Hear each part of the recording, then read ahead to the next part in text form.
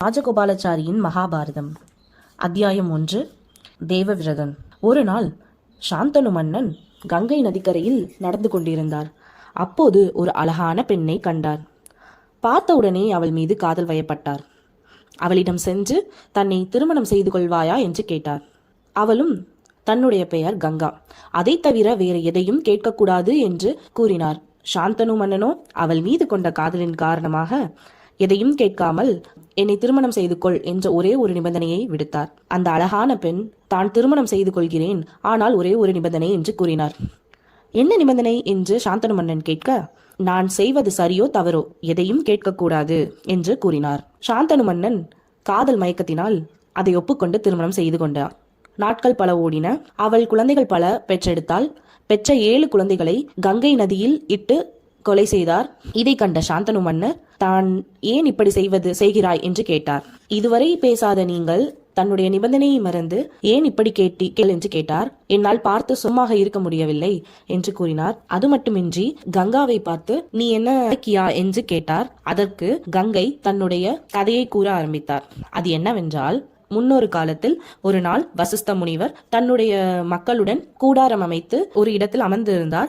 அந்த சமயம் அவருடன் அவர் வளர்த்த நந்தினி என்ற ஒரு பசுவும் இருந்தது. வசிஷ்ட முனிவர் கூடாரத்தில் இல்லாத சமயத்தில் ஒரு 8 வசுக்கள், அதாவது தேவர்கள் அந்த இடத்திற்கு வந்தனர். அப்போது அந்த நந்தினி என்ற அழகிய பசுவை பார்த்து அவர்களின் மனைவி அந்த பசுவின் மீது ஆசை கொண்டு கேட்டனர். 7 வசுக்களும் மறுத்தனர். ஒரே ஒரு வசு, அதாவது அவர் பெயர் பிரபாசா என்ற வசு தன்னுடைய மனைவியின் வேண்டுதலை நிறைவேற்ற வேண்டும் என்று எண்ணினர். ஆனால் ஒரே ஒரு கேள்வி கேட்டார்.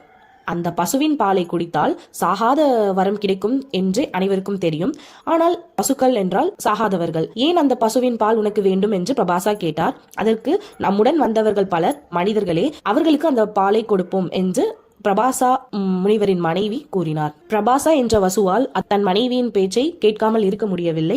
எனவே அந்த பசுவை அழைத்து சென்றார். சிறிது நேரம் கழித்து வசிஷ்ட முனிவர் ஆசிரமம் வந்து தேடி பார்க்கும் போது அந்த பசுவை காணவில்லை. உடனே அவருக்கு கோபம் ஏற்பட்டது. பின்பு வசிஷ்ட முனிவர் தெரிந்து கொண்டார். அந்த 8 வசுக்களும் அவர்களின் மனைவியும் தான் அந்த பசுவை அழைத்து சென்றனர் என்பதை கண்டறிந்தார். உடனே அந்த 8 வசுக்களை அழைத்து பேசினார். அப்பொழுது 7 வசுக்களுக்கு ஒரு சாபம் கொடுத்தார். நீங்கள் மனிதர்களாக பிறந்து சாபத்தை பூர்த்தி செய்வீர்கள் என்று கூறினார். 8ஆவதாக பிரபாசா என்ற வசுக்கு ஒரு சாபம் கொடுத்தார். அது என்னவென்றால், 7 வசுக்களும் குழந்தையாக பிறந்து இறந்து தன்னுடைய சாபத்தை நிறைவேற்றுவர். ஆனால் நீ மனிதனாக பிறந்து துன்பங்களை அடைந்து நீண்ட நாள் வாழ்ந்து பெரும் துன்பம் பெற்று கடைசியாக இறப்பாய் என்று சாபம் கொடுத்தார். இந்த 8 வசுக்களும் தன்னுடைய சாபத்தை பூர்த்தி செய்வதற்காக கங்கை நதியிடம் வந்து மன்றாடினர். தாங்களால் மட்டுமே தன்னை பெற்றெடுத்து தன்னுடைய சாபத்தை நீக்க முடியும் என்று 8 வசுக்களும் கூறினர். உடனே கங்கை நதியும் ஒப்புக்கொண்டு தாயாக மாறினாள். பின்பு சாந்தனு மன்னன் மீது கொண்ட காதல் காரணமாக இருவரும் திருமணம் செய்து 7 வசுக்களை பெற்றெடுத்து கங்கை நதியில் மூழ்கடித்து கொலை செய்தார். 8ஆவதாக பிறந்தவர் தான் பிரபாச முனிவர். அவர்தான் பீஷ்மர். அவரை கொல்வதற்கு முன் சாந்தனு மன்னன் தடுத்து விட்டதால் அந்த குழந்தை பிறந்து வளர்ந்து பல்வேறு துன்பங்கள் அடைந்து இறுதியாக இறமையில் இறந்து போகும். இதுதான் அந்த சாபம். அவ்வாறாக நடக்க தொடங்கின. கங்கா அந்த குழந்தைக்கு தேவவிரதன் என்ற பெயர் சூட்டினார். அவள் சாந்தனு மன்னனிடம் இவன் உன்னுடன் வருவான் சிறிது காலங்கள் கழித்து என்று கூறிவிட்டு சென்று விட்டார். தன்னுடைய மகனை எடுத்துவிட்டு சென்று விட்டார். தேவவிரதன் ஆயுத கலையில் தேர்ச்சி பெற்றவன்.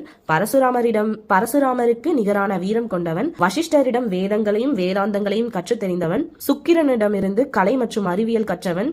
சிறந்த வில்லாளி மற்றும் வீரர்.